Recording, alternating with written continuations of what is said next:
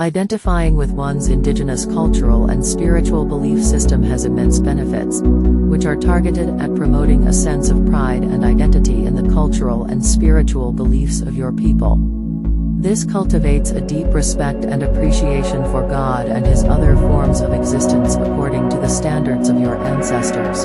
Embracing indigenous cultural and spiritual practices allows individuals to tap into a vast repository of knowledge and wisdom that has been passed down through generations. This knowledge can be leveraged to solve contemporary challenges and promote social and economic development.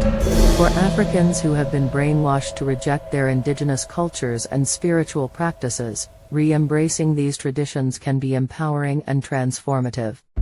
It can help to break the chains of mental colonization and allow individuals to rediscover their authentic selves and cultural heritage. Therefore, I encourage